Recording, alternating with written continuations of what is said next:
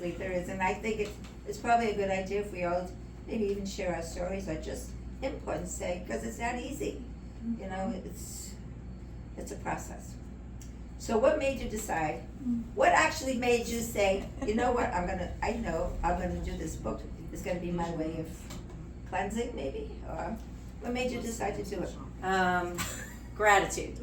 It was, I retired and I decided to do a travel sabbatical for a year, and during that time I had a lot of time. It was solo travel, so I had a lot of time by myself to reflect, and I was starting to do better. It's been 5 years, or it's coming up on 5 years, and I started thinking about each friend and what they said to me and how they helped me. Was it a hug, or sometimes it was just listening, letting me vent and beat myself up and then say, everything you just said is not true. You know, you are more than that, you know, and you are enough. That's chapter 2. That's the title of chapter 2.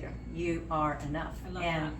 And so when I started realizing that the impact, the subtle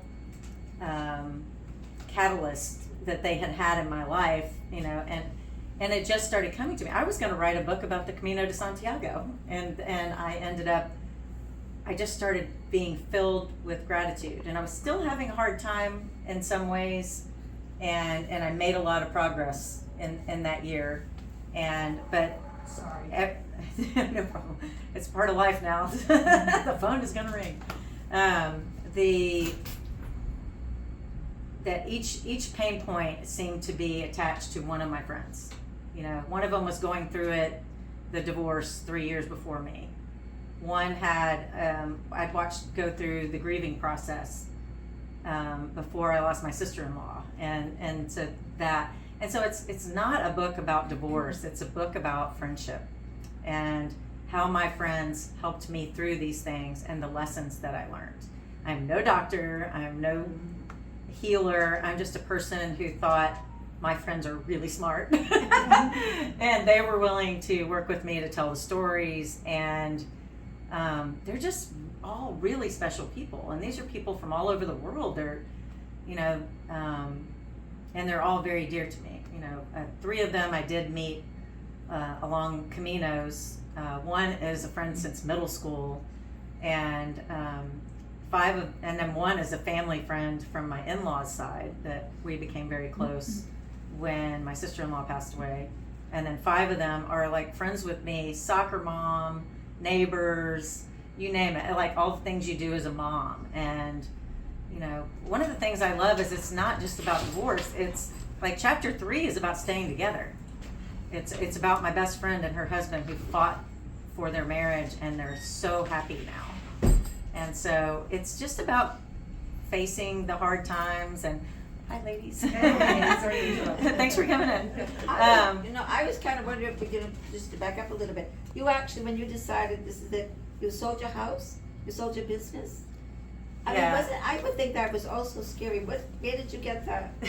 The courage. The gumption. The gumption. Yeah. I mean, were you like the deer with the the headlights there? Oh no, I was hyper focused. When I was clean slate. Yes, when I was on the Camino, I decided to sell my business. So that was October of 2018, and I had to stay for 3 years. It was a requirement of the contract, and so I fulfilled my time there, and we made a lot of changes to the company, and I felt like I left it in good hands, and had, you know, I was very proud of what me and my team created. It was a great news publishing company, hyper local. The community still relies on it. You know, we put news where there wasn't news, and it was really important to me that it sustain, which is very hard these days.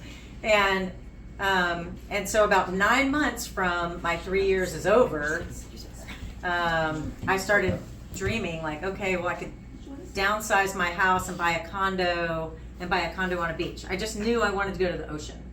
That's all I knew. I wanted to go to the ocean. But I have all of my families in Nashville, except my 3 children who are not.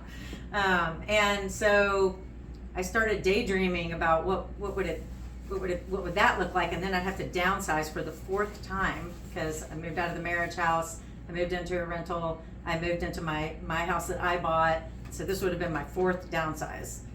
And I kept thinking, I don't want to take this stuff with me anymore. It's too heavy. It's too heavy. All the photo albums, the dishes, the pots, the all pans. the memories, all the the memories, the bedroom furniture, the you name it. It needed to go. And once I had that idea, my brother, thank God, is my financial advisor, who I completely trust. And I just went to him and I said, I got a big what if. And he's like, okay. And we sat in his office and we filled the whiteboard with what does this look like financially. Mm-hmm. And I was smart, and the whole 3 years I was saving everything I was making. I was saving everything I was making, so I had options when it came that I could take this bonus, and that's going to be what I spend this year. I travel very cheaply because I'm solo traveling. I'm willing to stay in hostels, and I just made really smart decisions that put me in that position. I mean, my budget was $36,000, $3,000 a month. Jesus Christ. But I had $500 in expenses, $500 a month, because I sold my house, I gave away everything. I had my cell phone, my iTunes, Apple Music, which is very important, and a couple of other my health insurance, which is $300 something a month, and I got my expenses down to $500 a month, and so I had $2,500 to travel. And I also played the points game with taking out credit cards, and I didn't fly anywhere for cash except 2 places in over a year, and I went to a lot of places. I used points, but in Argentina they don't care about your points; they want your money. So when I went to Patagonia, I had to pay, and a couple other times. But I mean, I really planned, and so because I'm a planner, I had a lot of security. I wasn't afraid.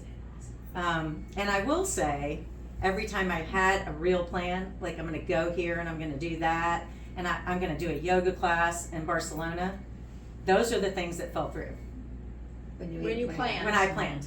When I just said, I'm going to Buenos Aires and I'm going to learn tango. I bought a plane ticket and I rented an apartment, and I didn't know anything else. When I got there, and everything went beautifully. When I decided I was going to take a yoga class, a 30-day yoga teacher training in Barcelona, everything fell apart. And I did get my money back, which was lovely. But that was because of COVID. So I'm just saying there was a lesson there for me. Trust yourself. Trust yourself. Trust that when you get there, you're going to figure out what to do. You make a